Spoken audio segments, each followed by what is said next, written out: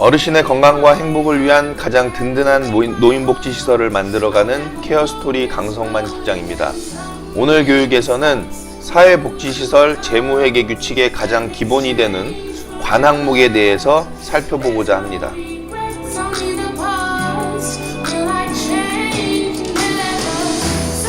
요즘 노인복지시설에서 특히 장기요양기관에서 가장 두드러진 화두라고 하면 바로 시설의 재무회계에 대한 이야기일 텐데요. 솔직히 사회복지시설 재무회계 규칙은 우리가 흔히 쓰고 있는 가계부 작성 수준의 일이다 라고 볼 수 있는데, 사회복지시설 정보 시스템에 입력하는 과정이 굉장히 복잡하고 이해하기 어렵게 제작을 해놓아서 이 재무회계 업무 자체가 어려운 일로 보이게끔 만들어지는 상황이죠.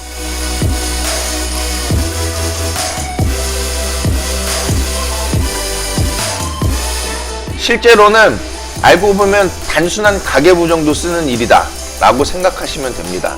그렇기 때문에 재무회계 업무를 회계사무실에 맡길 사안이 아니라 시설에서 직접 관리하면서 회계 현황을 수시로 모니터링하여야 한다는 것이죠.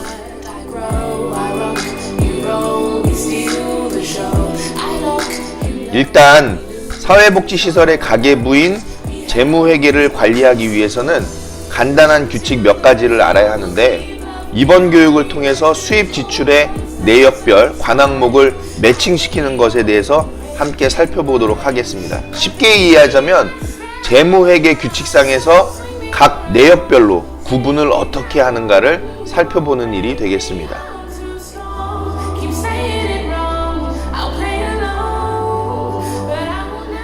자, 그럼 지금부터 구체적인 관 항목의 내용들을 살펴보고 각 내역을 관 항목으로 구분시켜보는 예제를 함께 보도록 하겠습니다.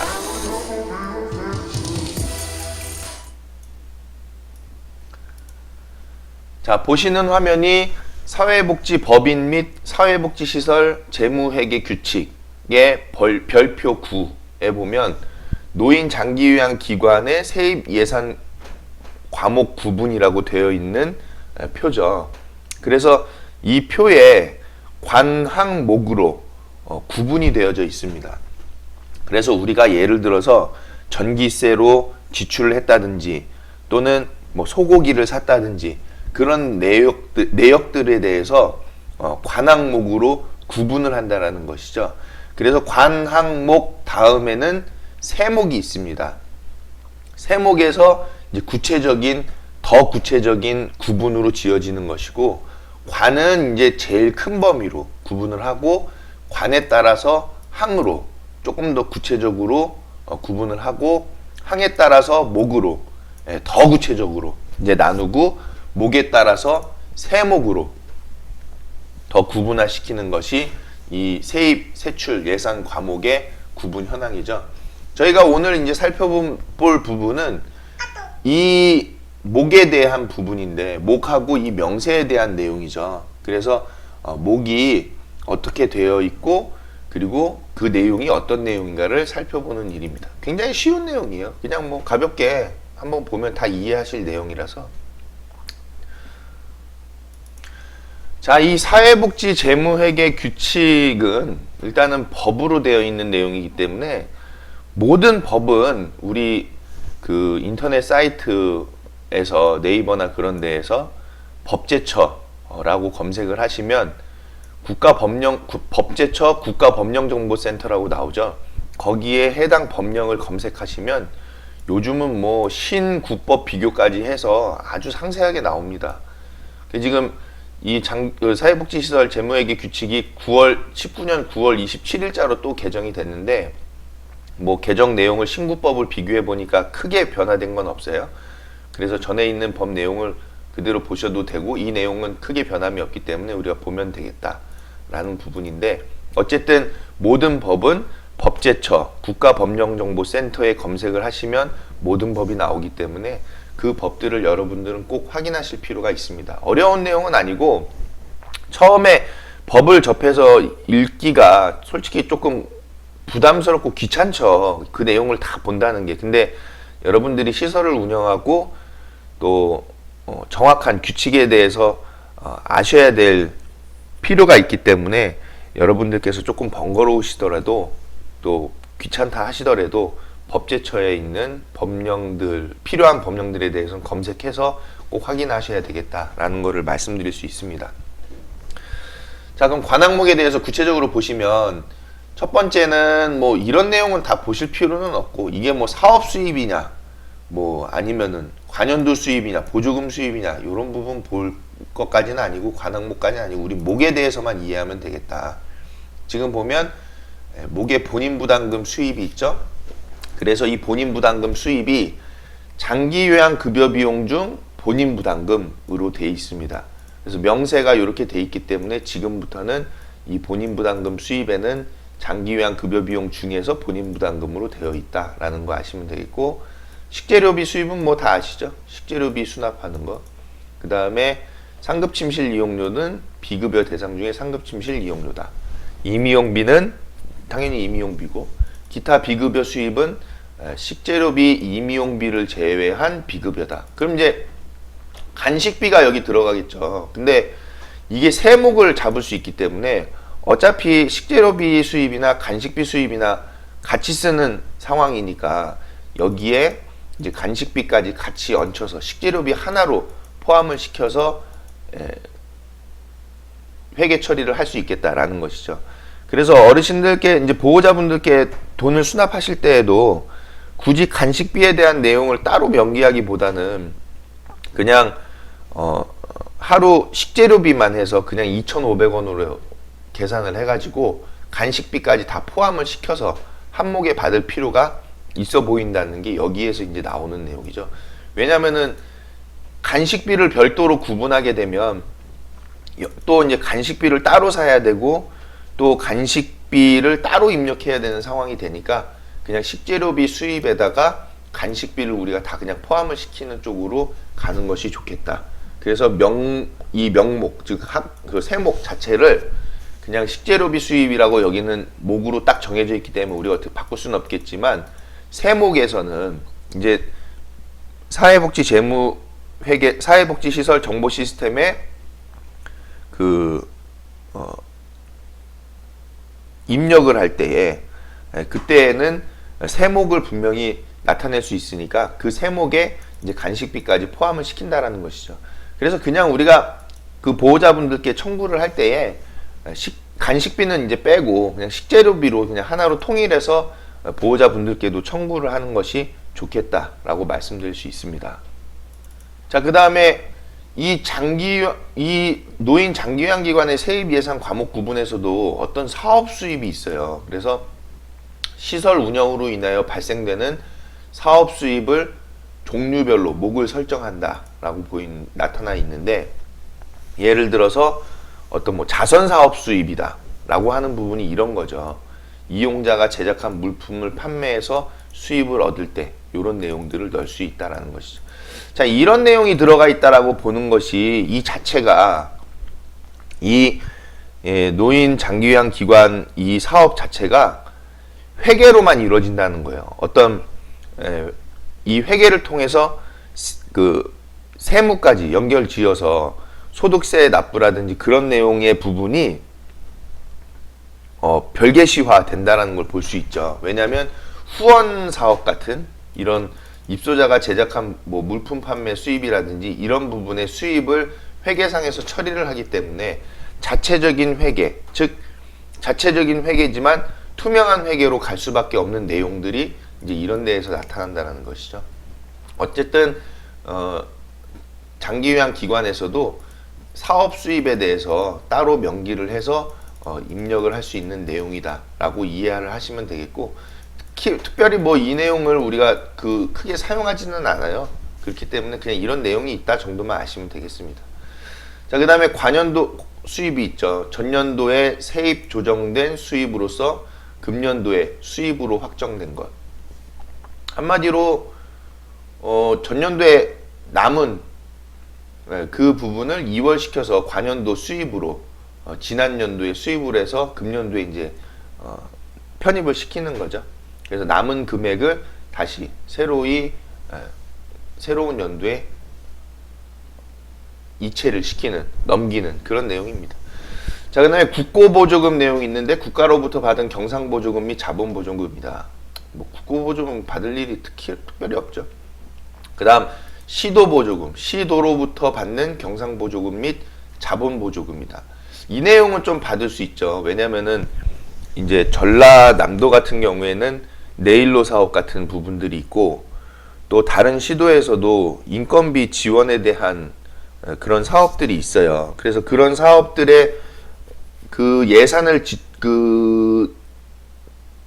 제공하는 곳 자체가 도거든요. 도 차원에서 이루어지기 때문에 시도로부터 받은 경상보조금이나 자본보조금에 해당하는 내용으로 볼 수 있겠다. 그래서 그런 부분의 내용들은 목에 시도보조금으로 잡혀진다는 겁니다. 자, 그 다음에 시군구 보조금이 있죠. 시군구로부터 받은 경상보조금 및 자본보조금이다. 이제 이 내용에 가장 주요하게 포함되는 거는 기초생활수급권자 어르신의 그 시설생계급여비가 이 항목에 책정이 되죠. 그래서 시설생계급여비를 시군구로부터 입금받았다. 매월 입금받고 있다. 그러면 그 입금된 수입은 시군구 보조금 수입이 되겠죠. 그래서 시설생계급여비는 여기에 포함이 된다라고 이해하시면 되겠고, 그 외에 시에서 한 번씩 뭐 연료비라든지 그렇게 그 보조해주는 때가 있어요. 그런 보조금도 이 항목으로 잡으시면 되겠다라는 부분입니다. 자, 그 다음 기타 보조금은 그 밖의 국가 지방자치단체 및 사회복지사업 기금 등에서 공모사업 선정으로 받은 보조금이다 라고 보시면 되겠죠. 뭐 이런 내용 거의 기타 보조금 받을 일은 뭐 개인 시설에서 크게 없어요. 그 다음 지정후원금, 국내외 민간단체 및 개인으로부터 후원 명목으로 받은 기부금, 결연후원금, 위문금, 찬조금 중 후원 목적이 지정된 수입이다. 이 지정후원금 같은 경우에는 예를 들면 우리가 그 사랑의 열매 같은 데에서 후원 신청 같은 걸 해가지고 만약에 사랑의 열매에서 우리 쪽으로 후원이 되게끔 되었다. 근데 그 후원을 지정 기탁을 하게 됐다라고 하면은 이 지정 후원금이 되겠죠. 그 얘기는 뭐냐면 그 사랑의 열매에서 후원금을 지목을 딱 해서 그 시설에다가 딱 주는 겁니다. 이 시설로 지목해서 지정해서 후원금을 드립니다 라고 하는 거죠. 즉 후원자가 또는 이 후원 단체가 아예 이 불특정한 그 시설로 다 한목에 같이 해서 균등하게 해서 후원을 하는 것이 아니라 이 시설만 딱 지정을 해서 그 시설에 후원을 해주는 것을 지정후원금이라는 것이죠. 결국에는 그 시설만 받는 내용입니다. 그런 후원금일 때 지정후원금 목을 사용한다. 그래서 예를 들어서 사회복지 그 사랑의 열매에서 1,000만 원이 들어왔다 시설에. 그랬는데 사랑의 열매에서 딱 이 A라는 요양원에 지정 후원금으로 그 시설에만 딱 드리는 후원금입니다 라고 딱 드려서 받는 경우라고 했을 때는 세입 처리를, 수입 처리를 지정 후원금 처리를 해야 한다라는 거죠. 자, 그러면 지정 후원금이 있으면은 당연히 비지정 후원금도 있을 거예요. 국내외 민간단체 및 개인으로부터 후원 명목으로 받은 기부금, 결연후원금, 위문금, 찬조금 중 후원 목적이 지정되지 않은 수입과 자선행사 등으로 생긴 수입이다. 결국에는 이 지정 후원금을 제외한 모든 후원금이다 라고 보실 수 있는 내용이죠. 그래서 이 딱 지정 기탁으로 해서 후원해 준 거 외에는 모든 것은 다 비지정 후원금이다. 예를 들어서 이제 뭐 시설의 그 후원자분께서 후원금을 100만 원을 후원을 해 주셨다. 그럴 때에 이제 비지정 후원금으로 처리를 하게끔 되는 거죠. 수입에서. 자, 그다음 장기 요양 급여 수입으로 611번의 목이 이제 정해져 있는데 노인 장기 요양 보험 급여 수입이다라고 되어 있죠. 이 말이 안 맞는 거예요. 이 말은 틀린 얘기입니다. 이렇게 표현하면 안 되고 노인 장기 요양 보험 급여 중 공단 부담금 수입이다라고 표현하는 것이 정확하겠죠. 이렇게 표현하면은 노인 장기 요양 보험 급여 수입이다라고 했을 때에는 급여라는 말에는 당연히 본인 부담금과 공단 부담금이 짬뽕되어 있는 게 섞여 있는 게 노인 장기 요양 보험 급여죠. 즉 장기 요양 급여라는 말 자체가 본인 부담금과 공단 부담금이 섞여 있는 말입니다. 그렇기 때문에 정확하게 표현해 주기 위해서 법에서는 이 내용을 바꿔줘야 한다. 즉 장기 요양 급여 수입이라고 표현하지 말고 공단 부담금 수입이라고 표현해 줘야 되겠죠. 왜냐하면 이 위에 본인 부담금 수입이 있기 때문에 지금 의도로 봐서는 본인 부담금을 여기다 넣고 그리고 공단 부담금을 여기다 넣겠다라는 의도인데 지금 표현 자체가 섞여 있다라는 겁니다. 이런 부분에서 혼란이 되는 거죠. 이 얘기를 사회복지시설 정보 시스템에다 얘기해도 아무 소용 없습니다. 거기에 얘기해도 뭐 그분들이 이 법을 바꿀 내용도 아니고 이 법을 도대체 누가 받느냐라는 거죠. 그래서 이런 내용에 대해서는 우리 신문고에다가 제안을 할 필요가 있겠다. 거기다 제안하면 아무래도 이 내용이 관할 행정기관으로 전달이 될 거기 때문에 그 내용을 담당자가 어쨌든 보게 된다라는 것이죠. 근데 이제 모르겠어요. 그 담당자들이 성의 있게 이거를 볼지 뭐 그냥 단순하게 넘길지 그 사람의 몫이죠. 그래서 이게 법이 바뀌는 게 더디다. 그리고 의견을 밑에서 제시하는 구체적인 의견들에 있어서 중요한 내용들은 반영을 할 필요가 있는데 그런 것들을 잘 반영을 못하는 것이 법 개정에 대한 그 속도가 느려지게 만드는 요인이 되는 것입니다. 자, 그 다음에 가상금 수입인데요. 노인 장기요양보험 가상금 수입을 목으로 따로 뒀죠. 이 가상금 수입이라는 것은 뭐냐면은 예를 들어 종사자를 더 배치했다. 그래서 가상금이 얼마가 추가돼서 나왔다라고 했을 때 그 가상금 수입을 여기다 잡게 됩니다. 근데 이 가상금 수입을 여기다 잡게 별도로 해놓은 거는 문제가 있죠. 실제로는 의도가 보입니다. 무슨 의도냐면은 가상금 수입을 여기다가 별도로 해놓음으로써 시설의 회계의 전체적인 내용을 확실하게 보겠다, 구체적으로 보겠다라는 부분의 의도는 보여지거든요. 뭐냐면은 공단부담금, 즉 장기요양 급여비용 수입에다가 그냥 가상금까지 다 얹혀서 입력을 시키게 만들면 가상금이 얼마인지 모른다. 즉 종사자를 추가 배치했는지 추가 배치 안 했는지 회계상에서 모른다는 것이거든요. 이 회계만 보면 시설의 모든 내용을 다 알 수 있습니다. 심지어 이 내용만 가지고서 시설에 종사자가 몇 명 배치되어 있는지까지도 이해할 수 있는 사안이 돼요. 그렇기 때문에 이 재무회계 규칙은 굉장히 민감하고도 중요한 내용이 될 수 있다라는 거죠. 자, 그런데 지금 그렇기 때문에 보건복지부에서 가상금 수입을 따로 빼놓은 겁니다. 왜냐면은 이 가상금 수입을 별도로 목으로 해놓으면 그러면 시설에 종사자를 몇 명 추가 배치했는지도 알 수 있는 내용이 되겠죠. 그런데 이 내용을 굳이 꼭 가상금 수입을 따로 둬서 일 하나 더 만들 필요가 있겠냐. 그냥 급여 비용 수입에다가 이 위에 장기요양 급여 수입에다가 한목에 같이 몰아놓으면 그러면은 더 굳이 어려울 필요가 없잖아요. 여기서만 그냥 한번 입력해주면 되는 내용인데 그걸 따로 관리해서 여기다가 또 추가를 해야 되니까 이제 어려운 부분이 생기는 거죠. 특히나 이 시설에서 회계 관리를 입력을 할 때 어떻게 하냐면 시설에 있는 통장을 가지고 통장에 있는 내역들을 지금 사회복지시설 정보 시스템에다 입력하는 상황인데 거기에 가상금 수입 따로 표현돼서 나오지 않죠. 근데 이 가상금 수입을 여기다 따로 표현을 했기 때문에 규정을 해놨기 때문에 이제는 통장에서 공단부담금이 입금이 되었을 때 그때 가상금 수입이 얼마인지를 나눠서 사회복지시설 정보 시스템에다가 입력을 해야 되는 상황이 되었다라는 거죠. 이 부분 때문에 그렇습니다. 그래서 이제는 공단부담금 수입이 들어왔을 때 통장으로 들어왔을 때 그 공단부담금 그 통장에 찍혀져 있는 금액에서 가상금이 얼마인지를 별도로 파악해 가지고 작성을 해야 되는 상황이 되는 것이죠.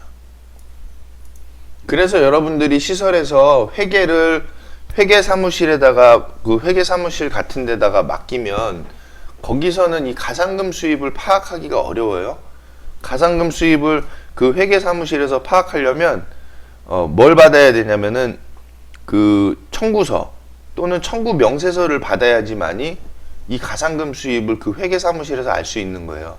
근데 그 청구서를 받지 않으면 죽었다 깨어나도 그 회계 사무실에서 가상금 수입이 얼마인지를 알 수가 없어요. 그렇기 때문에 정확한 회계가 이루어지지 못한다라는 거예요. 회계 사무실에다 맡기게 되면. 여러분들은 이런 내용에 대해서 파악을 하시고 시설에서 직접 회계 관리를 해야 되는 또 하나의 이유가 여기서 발생을 하는 거죠. 자, 그 다음에 금융기관 차입금이 있습니다. 금융기관으로부터의 차입금이다. 이 금융기관으로부터의 차입금은 시설에서 특히 이제 운영할 때 운영비 명목으로만 쓰이게끔 돼 있죠. 이 금융기관 차입금이. 또 개인 단체 등으로부터의 이 기타 차입금도 마찬가지다. 그래서 이 금융기관으로부터의 차입금은 인건비나 운영비로만 쓰일 수가 있다라는 겁니다. 그리고 여러분들이 생각하시는 시설을 처음에 설치를 할 때, 개원을 할 때 그때 대출금을 안고 시작하시잖아요. 그 대출금을 이 금융기관 차입금으로 넣을 수는 없는 내용이에요. 못 넣습니다. 그래서 대출금에 대한 부분은 전적으로 운영자 본인이, 설립자 본인이 안고 있어야 되는 내용이에요. 그러면은 설립자는 당연히 물어보겠죠. 나는 그러면 이 대출금 어떻게 갚냐? 그거는 여기서 시설에서 운영을 하고서 그 설립자에게 매월 또는 매년, 그러니까 월 단위로 한 번 보낼 수 있고 연 단위로 한 번 보낼 수 있죠. 연에 한 번 보내든지 아니면 월에 한 번 보내든지 해서 그 전출금으로, 즉 잉여금 남은 것으로 그 대출금을 상환해 가셔야 한다라는 부분입니다. 어쨌든 중요한 것은 그 시설을 설립할 때에 갖고 있던 대출은 금융기관 차입금으로서 여기다가 넣을 수 없다. 시설 회계에다 넣을 수 없다라는 겁니다. 자, 그리고 기타 차입금 같은 경우도 여러분들 시설을 운영하다 보면 시설의 자금이 모자랄 때가 있죠. 그 모자랄 때 설립자가, 대표자가 운영을 하라고 1,000만 원을 넣어줬어요. 시설에다. 그럼 그게 차입금이냐? 아니다라는 것이죠. 설립자가 보내주는 금액은 차입금이 아니라 그냥 운영 지원금입니다. 이제 그 내용이 요 밑에 나오죠. 기타 전입금에 해당하는 부분이죠. 운영 지원금이다. 그래서 차입으로 잡지 못한다라는 내용이 여기 나타나는 겁니다. 그렇기 때문에 솔직히 대표자는 이건 뭐 누구조차가 하는 일인지는 모르겠어요. 물론 이 시설이 복지시설이기 때문에 모두가 좋아야 되는 상황인데 너무 좀 대표자에게 불리한 내용으로 돼 있는 것들이 이런 내용들이 해당이 되겠죠. 자, 그래서 이 기타 차입금도 시설의 인건비나 운영비로밖에 쓰일 수가 없다라는 거 여러분 알아두셔야 되겠고, 차입금은 그 설립자가 운영을 위해서 대주는 그 금액은, 돈은 차입으로 잡을 수는 없다라는 부분 정확하게 알아두시기 바랍니다. 그리고 이 차입금은 인건비나 운영비로만 쓰일 수가 있다라는 거 꼭 기억하시면 되겠고, 법인은 이제 요 전입금 항목이 나오는데, 이 전입금이란 건 뭐냐면 법인으로부터의 전입금이에요. 그래서 국가 및 지방자치단체의 보조금은 제외하는 내용인데, 자, 법인 전입금은 시설을 운영하고 있는데 법인이 운영하는 시설이에요. 그래서 모 법인이 있어요. 모 법인에서 이쪽 법인, 시설에 있는 시설로, 왜냐면 한 법인이죠. 법인은 한 법인인데 이 모 법인에서 시설로 돈을 보내주는 거죠. 시설 운영하라고 모자란 금액으로. 그래서 그런 부분을 법인 전입금이다 라고 하는 것이죠. 전입시켜주는 거죠. 그리고 법인 전입금 중에서도 후원금이 있어요. 뭐냐면 법인으로부터의 전입금, 후원금입니다. 뭐 비슷한 내용인데 굳이 왜 이렇게 나눴나 모르겠어요. 그냥 명목 없이 대가 없이 후원해 준다라는 의미라는 것이죠. 그럴 때에는 후원금으로 처리한다. 그러면 전입금과 전입금 후원금의 차이는 뭐냐?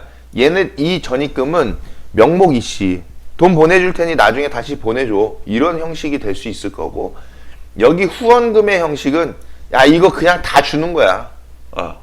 돈 안 줘도 돼, 후원해 줄게 라는 부분의 내용이 되겠죠. 그렇게 이해를 하시면 편하겠습니다. 자, 그 다음에 이제 우리가 실제적으로 많이 써야 되는 부분이 이 기타 전입금이죠. 이 기타 전입금은 뭐냐? 기타 법인 개인 등 설치 운영자로부터의 운영 지원금이다. 즉 시설의 운영금이 없어요. 모자라요. 그래서 대표자가 시설의 운영금을 지금 시설 통장에다 넣어줘야 돼요. 그래서 1,000만 원 넣어주기로 했어요. 그러면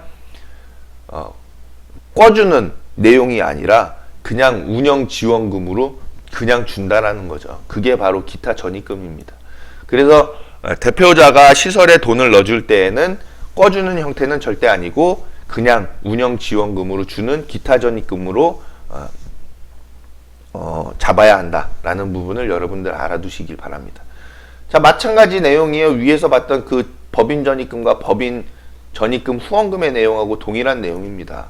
그래서 대표자가 운영 지원금을 주는 것인데 그거에 대해서 후원금 처리화 시켜버리는 거죠. 나 이 돈 안 받아도 되니 그냥 갖고 가, 너희들 써, 이거 시설에 내가 후원하는 거야 하고 주는 거죠. 그러면은 글쎄요, 우리나라에서 이렇게 기타 전입금을 후원금 처리해가지고 시설에다가 줄 수 있는 그 대표자분들의 여력이 과연 얼마나 될지, 이런 내용을 왜 만들었는지는 참 이해가 안 되는 부분입니다. 자, 전년도 2월금은 전년도 불용액으로서 2월된 금액을 얘기하는 것이고요. 그럼 이제 전년도 2월금하고 우리 관연도 수입 있었죠. 여기 관연도 수입. 전년도에 세입 조정된 수입으로서 금년도에 수입으로 확정된 것인데, 여기 관연도 수입 제가 아까 전에 그 남는 금액이 이제 들어온다 했는데, 그 보시면은 세입이 조정된 수입이잖아요. 그래서 세입 중에서도 어떤 더 들어와야 되는 그 수입이 들어왔을 때 이 관연도 수입으로 잡는 부분이 되겠고, 그리고 여기 그 전년도 2월금은 전년도에서 남은 불용액으로서 쓰지 않고 남은 그 2월된 금액을 넘기는 부분이 이 전년도 2월금이다. 다시 한번 정확하게 짚고 넘어갑니다. 그래서 위에서 우리가 봤던 관연도 수입은 전년도에 세입 조정된 수입이고, 그래서 추가적으로 더 들어올 수밖에 없는 그런 수입이고, 그래서 금년도에 수입으로 확정된 거고, 여기서 얘기하는 그 불용금, 이 전년도 2월금, 그래서 전년도에 불용액으로 2월된 금액이다. 그래서 여기 보면은 전년도 2월금에 후원금도 있죠. 그래서 전년도에 후원금에 대한 불용액으로서 2월된 금액이다. 그러니까 후원금을 안 쓴 내용이 바로 전년도 2월금 후원금이 되겠죠. 또 전년도 2월금 중에서도 식재료비가 또 따로 있습니다. 그래서 전년도 식재료비 수입에 대한 불용액으로서 2월된 금액이 전년도 2월금 중에서 식재료비다. 자, 그 다음에 뭐 이런 2월 사업비 이런 거는 우리가 뭐 크게 알아둘 필요는 없겠죠. 그 다음 불용품 매각대, 비품, 집기, 기계, 기구 등과 그 밖의 불용품의 매각대다. 팔고 어떤 뭐 우리가 시설에서 물건을 팔아가지고 뭐 버리는 물건들인데 그런 거를 팔아가지고 수입이 생겼을 때 불용품 매각대 수입으로 잡는다. 그 다음에 기타 예금 이자 수입은 뭐 아시죠? 통장에 예금 이자 수입 뭐 100원, 200원, 1000원 뭐 이렇게 발생했을 때 예금 이자 수입이 되겠고, 직원 식재료비 수입이 여기 따로 있죠. 그래서 직원으로부터 수납하는 식재료비 수입이다. 이 경우는 뭐냐면 직원에게 급여를 줄 때 식대를 포함해서 주는 거죠. 포함해서 주고, 그리고 직원들이 매일 근무하면서 먹는 점심값에 대해서 돈을 수령을 하는 겁니다. 그래서 직원 식재료비 수입으로 잡혀 있는데, 굳이 이렇게 갈 필요 없이 그냥 직원의 식대는 복리후생 차원으로 제공해주는 쪽으로 잡아 나가는 것이 오히려 맞겠다라고 말씀드릴 수 있습니다. 그 다음에 기타 잡수입, 그 밖에 재산 매각 수입이나 변상금 및 위약금 수입 등과 다른 과목에 속하지 않는 수입이다. 예를 들면 기타 잡수입 같은 경우에는 이제 병원비에 대한 수입이 있겠죠. 어르신들 병원 이용할 때에 먼저 시설에서 병원비 납부를 해주시잖아요. 그러고 나서 보호자들로부터 병원비가 이제 입금이 됐을 때 기타 잡수입으로 잡아도 되겠다. 그 다음 운영충당 적립금 있죠. 노인 장기요양 기관의 안정적인 기관 운영을 위해서 세출되어 적립된 금액이다. 특별회계라고 되어 있는데 이 특별회계는 따로 별도의 통장을 둬서 충당 적립을 운영 충당을 위한 그 적립을 한다라는 것이죠. 그래서 이런 특별회계는 시군구에 보고가 돼야 되기 때문에 굳이 우리가 시설환경 개선 준비금이라든지 이런 부분을 잡아 나갈 필요가 없죠. 개인 시설인데 개인 시설이 굳이 뭐 운영 충당 적립금과 시설환경 개선 준비금까지 하면서 복잡한 과정 거칠 필요가 있겠습니까? 그럴 필요가 없겠다라는 부분이고, 이런 내용이 여기에 이제 표시가 되어 있으니까 우리가 이제 살펴보는 것인데, 시설환경 개선 준비금 같은 경우에는 지금 보시는 대로 시설 이미지 개선을 위해 세출을 예정을 두고 우리가 적립을 한다는 것이거든요. 그래서 모아놓은 그 금액을 가지고 시설 환경의 개선을 위해서 쓰겠다라는 건데, 글쎄요, 이게 뭐 모을 돈이 있는지, 모을 돈도 솔직히 없고, 그리고 대표자에게 계속 전출을 시켜야 되는 상황인데 시설환경 개선 준비금이 큰 의미가 있을까라는 부분으로 보여지는데, 어쨌든 그런 용도로 쓰이는 목이고, 그리고 이 운영충당 적립금과 시설환경 개선 준비금은 특별회계로 둬서 별도의 통장을 둬가지고 관리해야 되고 시군구에도 별도로 보고해야 한다라는 부분으로 여러분 알아두시면 되겠습니다.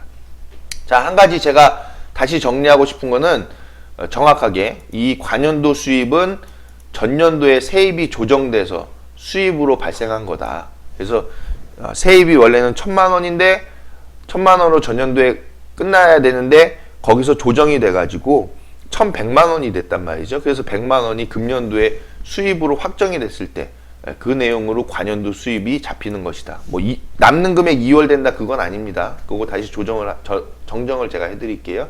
그렇게 되는 것이고, 2월 되는 거는 여기 따로 있죠. 전년도 2월금으로 여기 911번에 전년도 2월금이 이 전년도 불용액으로서 2월 된 금액이 따로 명기가 되어 있습니다. 그래서 전년도에 남은 금액을 2월 시킬 때에는 전년도 2월금으로 사용하면 되겠다라고 말씀드릴 수 있고, 여러분들 이 내용에 대해서 아직도 불완전하게 정해진 내용이에요. 보시면 2018년 3월 30일에 정해진 겁니다. 그렇기 때문에 이 내용들도 고쳐야 될 내용들이 많아요.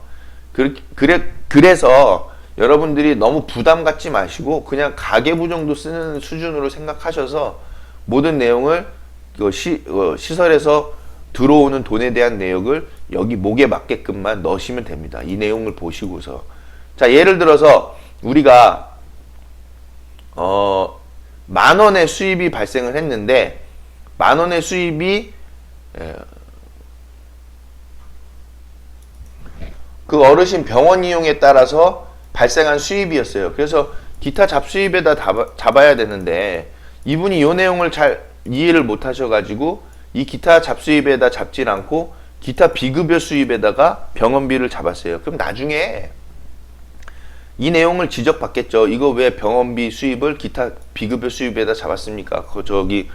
그 기타 잡수입에다 잡으시지. 그런다 하더라도 10,000원이라는 금액을 수입을 왜 10,000원을 받았는지, 즉 병원비로, 어르신 병원비로 시설에서 먼저 돈을 썼고 그 병원비에 대해서 보호자분들이 입금해 준 거다라는 내용을 보여줄 수만 있으면은 크게 문제가 될 사안은 아니다라는 거죠. 그렇기 때문에 투명한 회계라 함은 지금 목을 정확하게 만들어 가야 하는 거는 뭐 당연한 얘기지만, 아직까지 그거를 이해를 못하고 있는 상황에서 목을 다르게 조금 입력했다 하더라도 큰 문제까지는 아니다. 다만 목은 정확하게 입력하게끔 해 잡아 나가야 되는데 그거를 여러분들이 너무 염려하셔서 이거 내가 못하는 일이다라고 생각하실 이유가 하나도 없다. 다만 투명하게 회계 처리가 보여지는 게 중요하다라는 게 포커스입니다. 핵심입니다. 그래서 여러분들이 이런 내용을 너무 어렵게 보지 마시고 그냥 저도 잘 모르는 회계 잘 모르는 저도 그냥 이 내용에 대해서 여러분들께 설명을 드릴 수 있잖아요. 설명드려서 여러분들이 이 과목에 대해서 어떤 내용으로 구성되어 있는지를 살펴볼 수 있기 때문에 간단하게 그냥 이 내용으로 보시고 시설 회계에 대한 부분을 입력을 하실 때 그냥 가계부 쓰는 정도로만 생각을 하셔서 그 쓴 돈 내역에 대한 부분 해당하는 것만 찾아서 수입에 대한 항목을 입력해 주시면 되겠다라는 겁니다. 근데 이 중에서 이제 중요한 내용들은 이런 거죠. 보조금에 대한 부분들은 굉장히 중요하고 또 후원금에 대한 것도 중요하죠. 그래서 확실히 처리가 되어야 한다. 누락되어서는 절대 안 된다는 겁니다.